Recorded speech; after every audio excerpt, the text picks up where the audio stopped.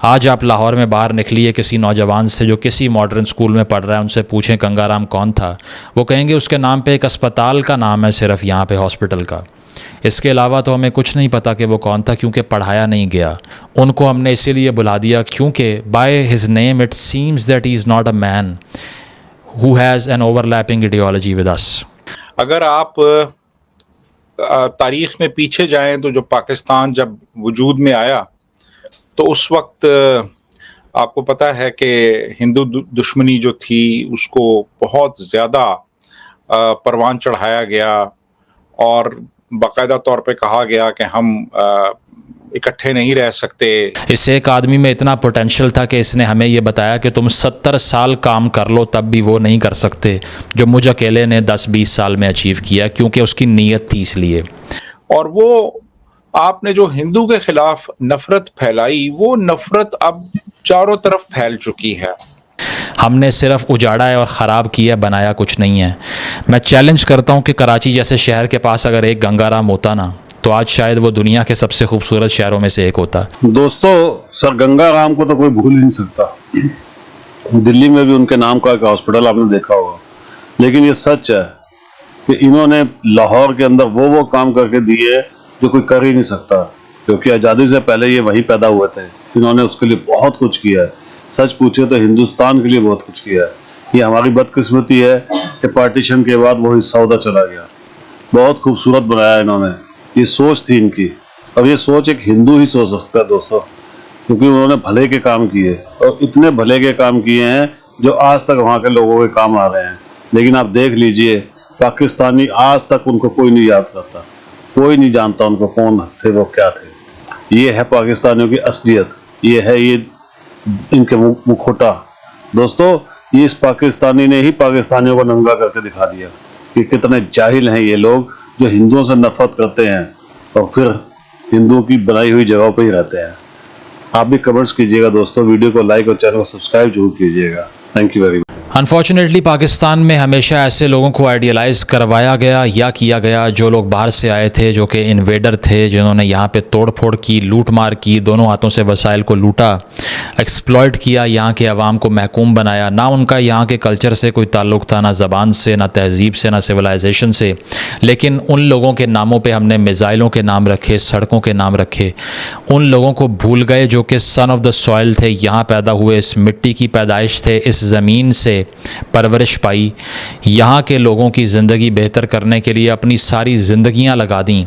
किसी ने इनकलाब के लिए काम किया भगत सिंह की तरह, तो किसी ने इस अवाम की क्वालिटी ऑफ लाइफ को बेहतर करने के लिए और गरीब का पेट भरने के लिए, यहाँ पर कारोबार के मौके पैदा करने के लिए, मुलाजमत के मौके पैदा करने के लिए बड़े बड़े शहरों की संगे बुनियाद रखी।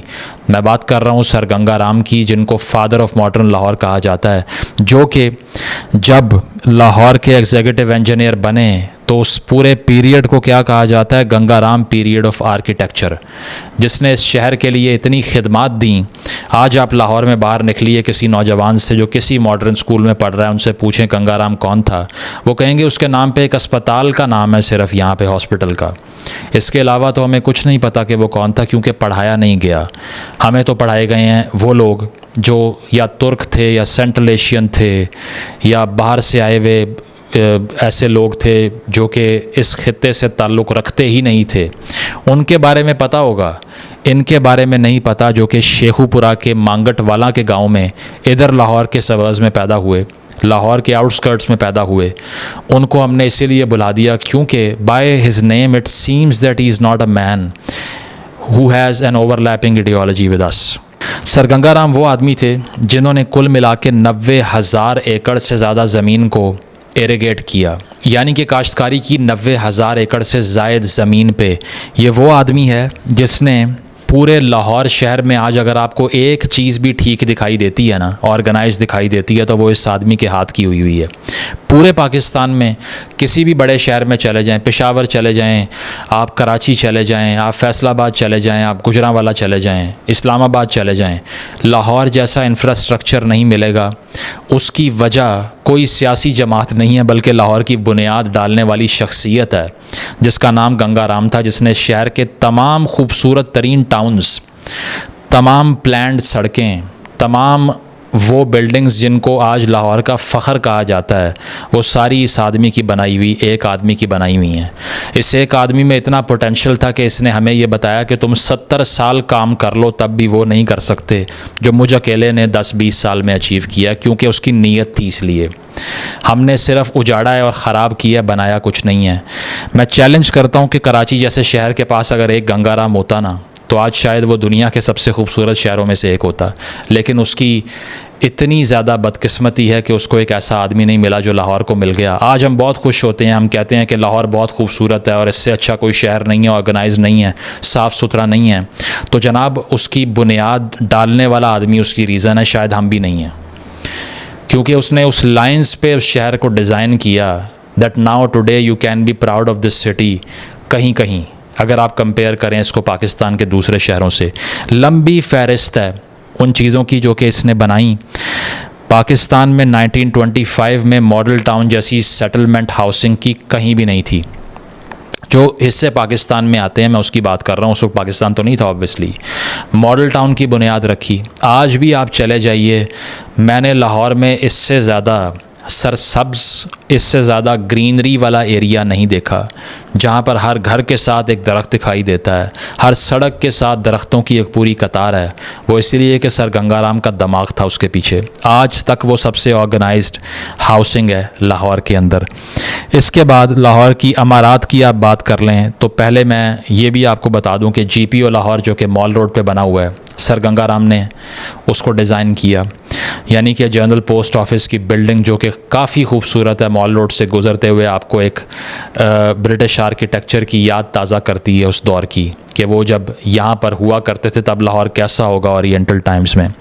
लाहौर म्यूज़ियम की इमारत सर गंगाराम की बनी हुई, एचिसन कॉलेज सर गंगाराम का बना हुआ।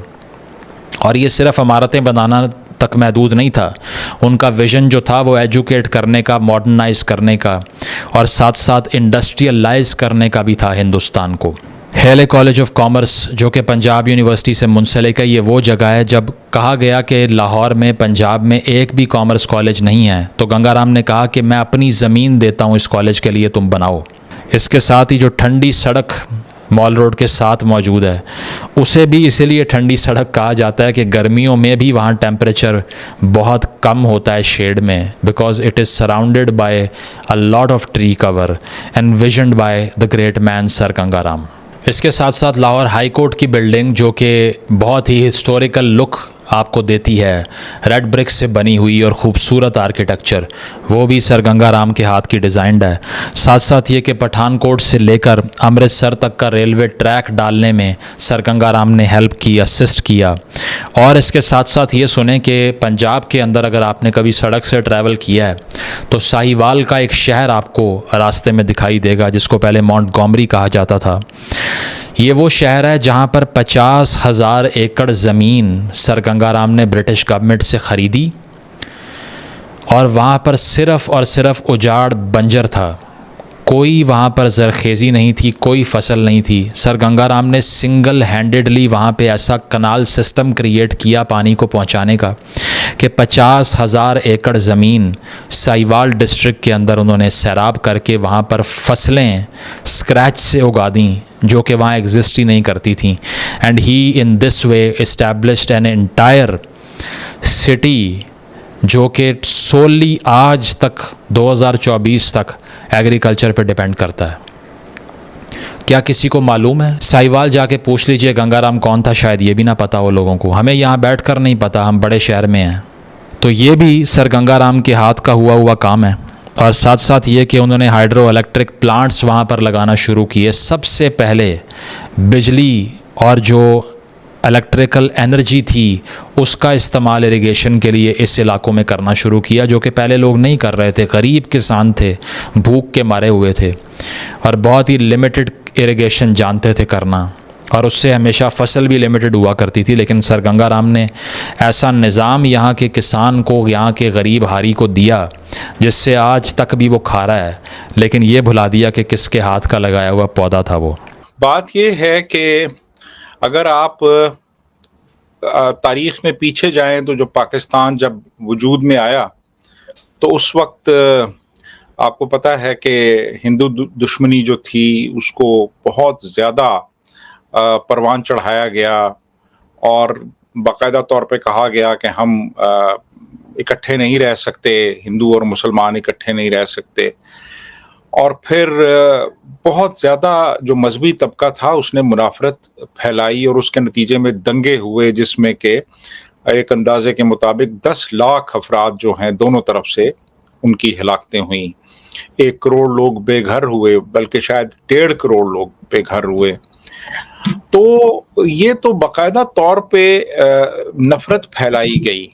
अब जब आप नफरत का जिन बोतल में से बाहर निकाल लेते हैं तो फिर आपके कहने पे वापस नहीं जाता वो फिर वो अफरीत जो है वो मौजूद रहता है किसी ना किसी शक्ल में।